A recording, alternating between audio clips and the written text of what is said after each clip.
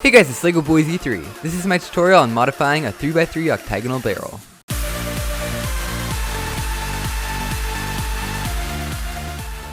So today I'm going to show you the easiest way of going about making a 3x3 octagonal barrel mod. It's actually a very easy mod to make. It's a very good mod for beginners who maybe haven't done a mod before. It's a very easy mod as there aren't very many steps to it, and it shows you a lot of the basic fundamentals of making mods. It also doesn't really require any power tools, maybe a screwdriver and a saw at the most. Although as with any mod, you will need some sandpaper, some spray paint, and some filler, which I'll talk about later, and of course a 3x3, a puzzle to make it out of. I'm using a cheese sail, but you can also use like a guanlong or some sort of cheap Shangshao cube. Those also work well. Pretty much anything that is cheap and that you're willing to mod. So the first thing that I like to do when I'm starting a mod before I cut down the puzzle is to just mark out where I'm going to be cutting. And so on this cube, of course, you're pretty much just going to be cutting down the corners in a straight 45-degree angle just like this. And so you want to get as close to the center of the cube as possible, as close to the center of the corner, without touching the edges or centers. Now before we actually get any saws out, the first thing you want to do is just tighten down the puzzle. So take off all the center caps and just screw down every side to make it so that the layers don't turn while you're trying to cut it. Now at this point, you can kind of just go at it cutting down the pieces. You guys are probably going to be using some sort of handsaw.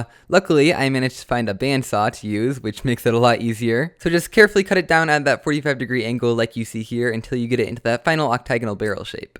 Now you can bring it back over to a screwdriver and unscrew one side, and then disassemble the cube. Now pretty much all 3x3s have some sort of caps on the pieces which probably fell off as you were cutting it, so you can go ahead and glue those back on like this right now. And so now that all those caps are glued on the 12 pieces that we cut down, we can go ahead and set aside the unmodified pieces and get out the epoxy sculpt or milliput to fill the pieces. Now if you're a beginner modder, I would recommend milliput because it's a really good filler. It's really easy to work with, it's pretty cheap, and it comes in pretty small packages. Now I'm using epoxy sculpt because you get a lot more of it for what you pay for, but with either filler you just take out equal amounts of part A and B and mix them together. Anyway, we can now go through with each of those 12 modified pieces and just put the filler into the hole. It's as simple as that. Just make it kind of flat with the surface, make sure you're not using too much. If you make like a big bump on top of the piece, it's just kind of a waste because you're just gonna have to sand it back down later. Just make sure that you're not using too little because it's a lot harder to come back and fill it more later. Anyway, once all the pieces are filled, you can just let them dry overnight and then go ahead and reassemble the puzzle again. Make sure that the tensions are still pretty tight. And then before we start sanding it down into the final shape, you're just going to want to take a second and take off all the remaining stickers because it'll be easier to do it now than later. Now we're just going to sand and flatten the puzzle down into the final shape. Now you can use sandpaper for this, but it'll take quite a long time. It's a lot easier if you have a belt sander, so that's what I did. So just start sanding it and getting it really flat. Just sand it down as far as you possibly can without touching those other pieces around the modified pieces. Now make sure that all the pieces are perfectly flat and uniform as this is the final time that we're going to be working on the shape of the puzzle, and now you can disassemble the puzzle once again. Gather up all the modified pieces so that we can sand them down individually and round off all the corners and get a good surface finish. So typically I start with kind of a medium grit sandpaper and just sand down all those sharp edges of the pieces that are modified to make it kind of more like a mass-produced puzzle. Pretty much just get any piece that you modified back down into a roughly rounded shape.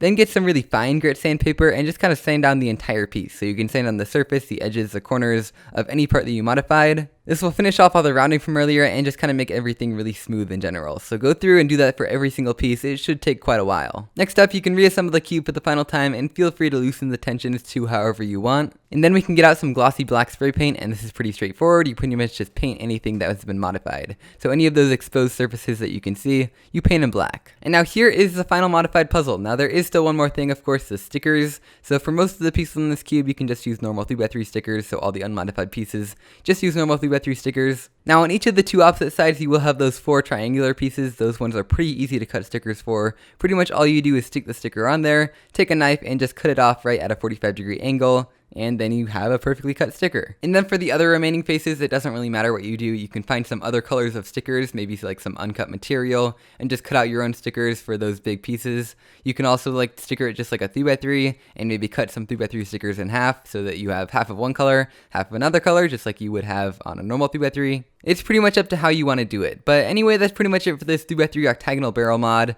That's my tutorial on making it. I hope you guys learned something from it. If you have any questions about anything in particular about this mod, be sure and leave a comment down below and I'll try and get back to you. And that's pretty much it. I'll see you guys next time.